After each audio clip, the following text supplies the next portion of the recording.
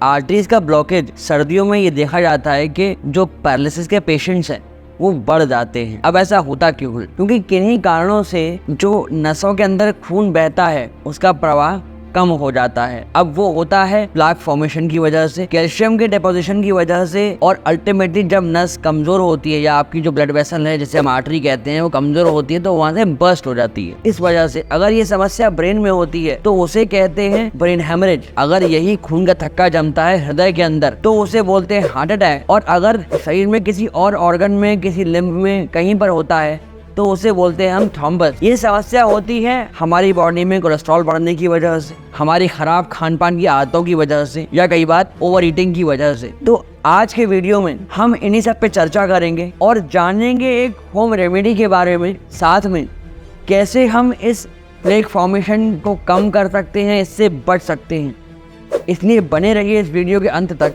क्योंकि इस वीडियो का हर एक सेकंड आपके लिए बहुत कीमती है। अगर आप इस चैनल पे नए हैं तो सब्सक्राइब अवश्य कर लीजिएगा इस चैनल को। मैं हूँ आपका फिजियोथेरेपिस्ट डॉक्टर अभिनव चतुर्वेदी, रूपरानी हेल्थ केयर आगरा से।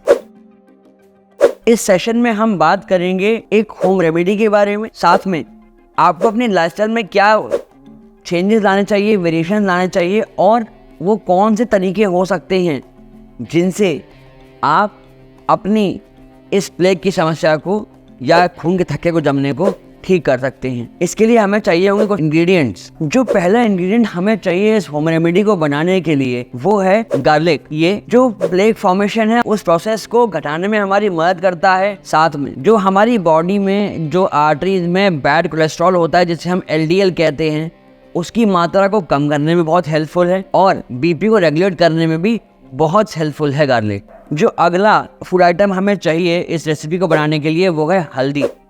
हल्दी के अंदर एक चीज़ होती है जिसे हम कहते हैं करक्यूमिन, जिसका मेन कंपाउंड है। करक्यूमिन की प्रॉपर्टीज होती है, ये एक एंटीऑक्सीडेंट की तरह बिहेव करता है और एक एंटी इन्फ्लेमेटरी की तरह भी बिहेव करता है। हल्दी का सबसे अच्छा फ़ायदा है कि हमारी बॉडी में जो स्टोर्ड फैट है उसको डिज़ोल्व करने में बहुत हेल्पफुल है, जिससे कि खून का थक्का जमने में वो चीज़ नहीं आ पाती और हमारी जो आर्टरीज हैं वो क्लियर रहती हैं। साथ में हमारे BP को भी नियंत्रण में रखता है। नेक्स्ट हमें चाहिए काली मिर्च। काली मिर्च एक एंटीऑक्सीडेंट की तरह काम करती है। इसका एक मेन कंस्टिट्यूएंट होता है पेपरिन।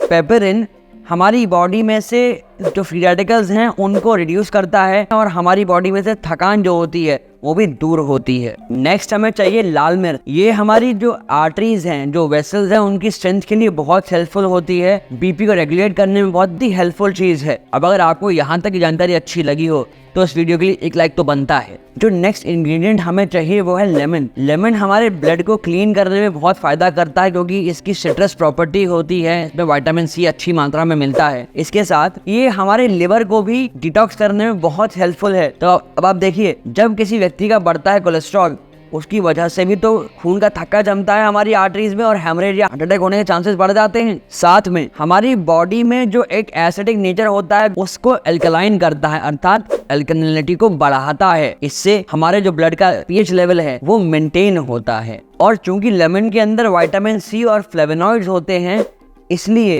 ये हमारी ब्लड वेसल्स के लिए बहुत फायदेमंद होता है। नेक्स्ट जो हमें इंग्रेडिएंट चाहिए वो है सेब। सेब के अंदर पॉलीफिनॉल्स होते हैं जो हमारी आर्टरीज में जो एथेरोस्क्लेरोसिस हो रही होती है उसको लगभग 40% तक कम करने में हेल्प करते हैं। जो बैड कोलेस्ट्रॉल है उसे भी कम करने में बहुत हेल्पफुल रहता है। जो लास्ट इंग्रेडिएंट हमें चाहिए हमारी आज की रेसिपी के लिए वो है ऑलिव ऑयल। ऑलिव ऑयल के अंदर मोनो अनसैचुरेटेड फैटी एसिड्स और पॉली अनसैचुरेटेड फैटी एसिड्स की मात्रा अच्छी पाई जाती है, जो कि हमारे कोलेस्ट्रॉल प्रोफाइल को इम्प्रूव करने का काम करती है, अर्थात HDL की मात्रा को बढ़ाते हैं और LDL की मात्रा को कम करने में बहुत हेल्पफुल होता है। अब इन इंग्रेडिएंट्स को लेकर आपको यदि कोई समस्या हो तो आप नीचे कमेंट सेक्शन में हमें कमेंट करके अपनी समस्या पूछ सकते हैं। अब जान लेते हैं कि इस रेसिपी को हमें प्रिपेयर कैसे करना है। इसके लिए आपको एक कटा हुआ सेब चाहिए, मगर याद रखेंगे कि सेब का छिलका नहीं उतारना है। हमें चाहिए 1 टीस्पून ऑलिव ऑयल, थोड़ी सी काली मिर्च, 1 या 2 छोटी लाल मिर्च के टुकड़े, 1 इंच की हल्दी की गांठ, 1 कली लहसुन की और आधा कटा हुआ नींबू। आपको इन सभी को डाल लेना है 1 कप पानी के साथ ब्लेंडर के अंदर। इसके बाद इस मिक्सचर को उठाकर एक कांच के बर्तन में ट्रांसफर कर लें। अब आपको इस मिक्सचर का जो प्रयोग है वो 7 दिन तक लगातार करना है। सुबह नाश्ते के पहले आप खाली पेट भी ले सकते हैं या नाश्ते के बाद भी कर सकते हैं। 7 दिन के बाद आपको 2-3 दिन का गैप देना है और फिर आप इसे 7 दिन तक रिपीट कर सकते हैं। आप इस रेसिपी का प्रयोग कुछ महीनों तक करें और आपको अपनी बॉडी के अंदर चेंजेस दिख जाएंगे। पर ये ना समझें कि यही ब्रह्मास्त्र है, यही रामबाण है, डॉक्टर साहब ने बता दिया तो हम इसी का प्रयोग करेंगे और इससे हम स्वस्थ हो जाएंगे। ऐसा बिल्कुल भी नहीं है। ये एक रेसिपी है, एक होम रेमेडी है जिसका प्रयोग आप और चीज़ों के साथ में कर सकते हैं।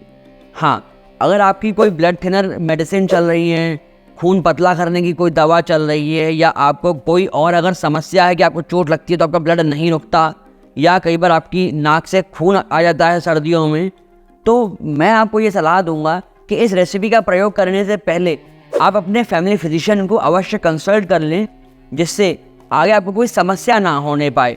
और उसके बाद आप खूब इस रेसिपी का प्रयोग करिए, क्योंकि ये एक घरेलू चीज़ों से बनी हुई रेसिपी है जिसके कोई साइड इफेक्ट्स तो नहीं है बिल्कुल। और फिर भी आपको अगर कोई दुविधा होती है तो नीचे दिए गए नंबर्स पे आप हमें भी कॉल करके इस रेसिपी के बारे में, अपनी समस्याओं के बारे में संपर्क कर सकते हैं। अब आपको इस क्लॉट फॉर्मेशन को होने से रोकने के लिए अपनी लाइफस्टाइल में भी बहुत सारे चेंजेस करने चाहिए। अब उसमें आप क्या कर सकते हैं? 1, आप अपने भोजन में से फ्राइड चीज़ों को बिल्कुल ख़त्म कर सकते हैं, क्योंकि ये सारी ही फ्राइड चीज़ें आपकी बॉडी में कोलेस्ट्रॉल की मात्रा को बढ़ाती हैं, जिसकी वजह से ये प्लेक फॉर्मेशन होना, ये खून का थक्का जमना, ये बढ़ जाता है। और सर्दियों में एथेरोस्क्लेरोसिस होने की समस्या बढ़ जाती है। तो आप ये ध्यान रखें कि समय समय पर अपना बीपी वगैरह चेक कराते रहें, या हर सर्दियों में अपना लिपिड प्रोफाइल एक बार अवश्य करवाएं और समय समय पर अपने फैमिली फिजिशियन को मिलते रहें। इसके साथ साथ आपको थोड़ी सी फिजिकल एक्टिविटी या फिजिकल एक्सरसाइज बढ़ा देनी चाहिए। यदि आप बुजुर्ग हैं तो ख्याल रखें कि आप कम से कम कुछ नहीं तो दिन में 2 टाइम टहल सकते हैं। फॉर एग्जाम्पल, आप सुबह 2.5 से 3 किलोमीटर की एक मॉर्निंग वॉक कर लें और आप शाम को 1 से 1.5 किलोमीटर की इवनिंग वॉक अवश्य करें, जिससे कि आपकी बॉडी चलायमान रहेगी। जो बॉडी में ब्लड शुगर है या ब्लड का सर्कुलेशन है, जो भी हैम्पर हो रहा है, वो चीज़ें नहीं घटेंगी आपके साथ में, क्योंकि आपकी एक फिजिकल एक्टिविटी का लेवल बना रहेगा तो कोई समस्या शरीर में नहीं आने पाएगी। साथ में यदि आप यंग पर्सन हैं तो ये विशेष ख्याल रखें, क्योंकि आपका काम कुछ इस प्रकार का हो सकता है कि आपका मेंटल वर्क ज़्यादा है, आपको ऑफिस में ऐसा बहुत स्ट्रेसफुल काम करना पड़ता है और आप लंबे समय तक बैठे रहते हैं। तो उस केस में आप थोड़ा सा जिम में जाकर पसीना बहा सकते हैं। एटलीस्ट आधा-पौना घंटे की एक्सरसाइज का रूटीन अपनी दिनचर्या में शामिल अवश्य कीजिए, जिससे कि आपका बॉडी वेट ना बढ़ने पाए, एक्सेस फैट बॉडी में इकट्ठा ना हो जाए और कोलेस्ट्रॉल की मात्रा आपके ब्लड में ना बढ़े। और सबसे ज़्यादा आवश्यक, अपनी डाइट को बैलेंस करिए। उसके अंदर जितनी मात्रा आप लेते हैं उसके बराबर या कम से कम उसका आधा तो अपने खाने में सलाद को अवश्य दें, जिससे आपकी बॉडी में फाइबर की मात्रा बढ़े।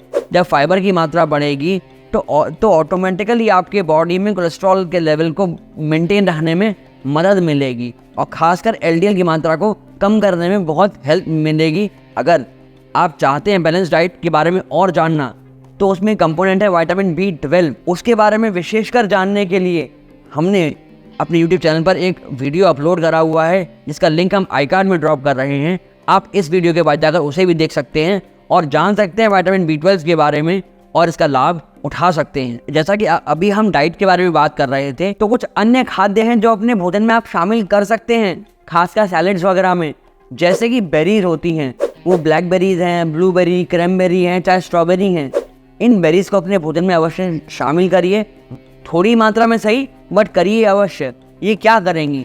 ये आपके एलडीएल और ट्राइग्लिसराइड्स की मात्रा को कम करने में हेल्प करेंगी और आपके हार्ट की जो हेल्थ है उसको मेंटेन करने में बहुत ही हेल्पफुल होती हैं। नेक्स्ट है टमाटर। आप टमाटर को कच्चा भी खा सकते हैं या अपने सब्जियों में भी यूज़ कर सकते हैं।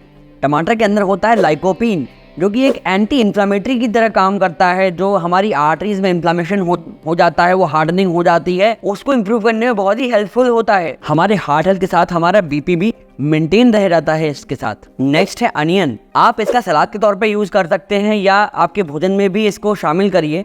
क्योंकि अनियन के साथ क्या होता है, इसमें नाइट्रिक ऑक्साइड नाम का कंपाउंड प्रेजेंट होता है जो हमारी आर्टरीज को हेल्दी रखने में बहुत हेल्पफुल है, जिससे कि ये जो खून का थक्का जमने की समस्या होती है इसके खतरे को काफ़ी हद तक कम कर देता है। अगर हम बात करें चुकंदर की, तो देखिए सर्दियों में ये भरपूर मात्रा में मिलता है। आप इसका सेवन सलाद के रूप में कर सकते हैं, क्योंकि इसके अंदर भी नाइट्रिक ऑक्साइड प्रेजेंट होता है जो हमारी ब्लड वेसल्स हैं, आर्टरीज हैं, उनको डायलेट करके इस थक्के की समस्या को कम करने में बहुत ही हेल्पफुल है। आर्टरीज की हेल्थ बेटर रहती है, हमारा बीपी नियंत्रण में रहता है और ये समस्याएं हमें नहीं होने पाती। लोग कहते हैं कि राजमा बादी करता है, बट मैं कहता हूँ कि अगर आप पका हुआ राजमा इसका सेवन करेंगे तो आपकी आर्टरीज की हेल्थ बहुत अच्छी रहेगी, क्योंकि राजमा के अंदर सॉल्युबल फाइबर्स होते हैं जो हमारे एलडीएल और ट्राइग्लिसराइड्स को कम करने में बड़ा हेल्पफुल होता है। इसलिए ज़्यादा नहीं तो हफ्ते में एक बार तो राजमा का सेवन आपको करना ही चाहिए। और जो गहरे हरे रंग की सब्जियां होती हैं, पत्तेदार सब्जियां, आपको उनका सेवन भी अवश्य करना चाहिए, क्योंकि इनके अंदर प्रेजेंट होता है पोटेशियम, और पोटेशियम जो है वो कैल्शियम के साथ रिएक्ट करके एक अलग कंपाउंड बनाता है, जिससे कि हमारी आर्टरी में ये थक्का जमने ही नहीं पाता और हमारी आर्टरीज की हेल्थ अच्छी बनी रहती है, हम स्वस्थ बने रहते हैं। अगर आपको भी ये सारी जानकारी अच्छी लगी हो तो इसे अपने घर के हर जन तक, अपने हर दोस्त को, जानने वाले को अवश्य शेयर करिए, जिससे कि इस अच्छी जानकारी का लाभ वो भी उठा सके। अगर उनके घर में भी कोई बुजुर्ग हैं या जिनका बीपी बढ़ा रहता है, जिन्हें समस्या रही है भूतकाल में हार्ट की, तो उनके लिए बहुत हेल्पफुल है, उनका भी बचाव हो सकता है इस जानकारी से। और ऐसी अच्छी जानकारी और आगे तक आपको मिलती रहे, जैसे ही वीडियो नया पब्लिश हो उसका आपको नोटिफिकेशन मिलता रहे समय पर, उसके लिए अपने चैनल को अभी सब्सक्राइब कर लें। यहाँ तक तो आपने जान लिया कि एथेरोस्क्लेरोसिस क्यों होती है और कैसे हम इसे ठीक कर सकते हैं, बट आपको इससे बचने के लिए अपनी बॉडी को भी डिटॉक्स करना पड़ेगा।